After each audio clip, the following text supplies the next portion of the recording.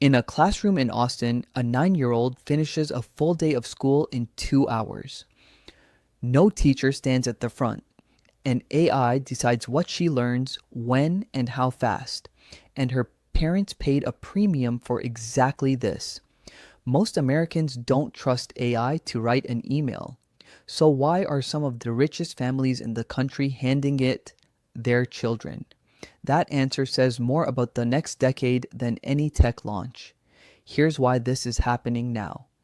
AI tutoring finally got good enough to look convincing, and a handful of private schools built entire business models around it. According to The Verge, companies like Alpha and Forge Prep are selling a future where software replaces the classroom teacher. The wealthy are buying first. They always do. Most coverage stops here. The real story doesn't. Let's start with what these schools actually claim. Alpha, the most famous of them, tells parents their kids crush academics in just 2 hours a day using AI-driven learning apps.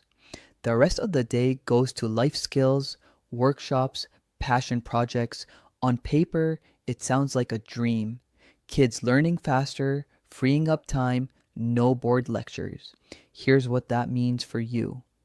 If 2 hours a day really can cover a full curriculum, the traditional 6-hour school day starts looking like a scheduling relic. And that idea, once it spreads, doesn't stay locked inside expensive private schools. It becomes a pressure point on every public district in the country. But look closer at who's teaching. It isn't really the AI doing the teaching. These schools employ adults they call guides, not teachers. Guides. Their job is to motivate, not instruct. The instruction is outsourced to the software. If you're getting something out of this, a like pushes it further, because the guide versus teacher's distinction is where the whole promise starts to wobble. What comes next is the part that actually matters. Now, who benefits and who's caught in the middle? The parents writing these checks are betting their kids will come out ahead.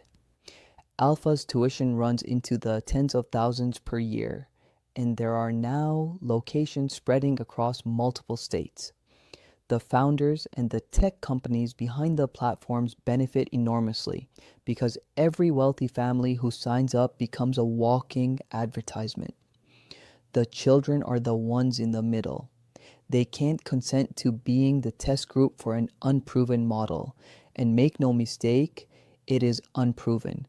There's no long-term data showing that kids raised on AI instruction develop the same reasoning, the same social intelligence, the same resilience as kids taught by humans who push back.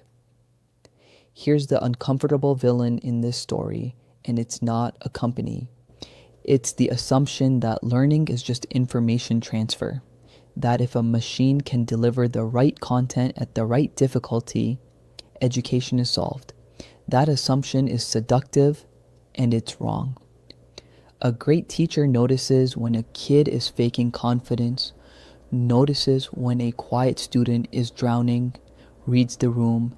An algorithm optimizing for completed lessons does none of that. Think about what this means for your own kids or the kids in your life. The last piece is the one that reframes everything. So here's the twist that most people miss entirely. The wealthy families choosing AI schools are not doing it because they believe machines teach better than humans. They're doing it because they can afford the safety net underneath the experiment. Private guides, enrichment programs, tutors, travel, a home full of books and conversation and adults with time. The AI isn't replacing their child's education. It's just handling the drills while everything that actually matters happens in the wealth around it. That's the part that should stop you. The AI-only model works best precisely for the kids who need the AI the least. Strip away the money, the guides, the enriched home, and you're left with a child alone with software. That version is coming for everyone else. Here's my prediction. Within 5 years, some cash-strapped public district will pitch AI instruction as a cost-cutting miracle, sold with the prestige of these rich private schools. And the families who can't opt out will get the stripped-down version, while the wealthy quietly keep their human guides. That's the real story. AI in education won't create one system, it'll deepen the two we already have. Before I go, here is your tech tip of the day. If you use AI tools to learn anything technical, stop asking them to just explain a concept. Instead, force them to test you. Try this exact prompt structure.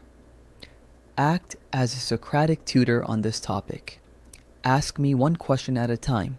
Wait for my answer and don't give me the solution. Correct my reasoning only after I attempt it. This flips the AI from an answer machine into something that actually builds retention because you're doing the cognitive work instead of passively reading. It's the same reason those AI schools claim results and also the same reason they need human guides. Add increase difficulty as I improve and it adapts to you.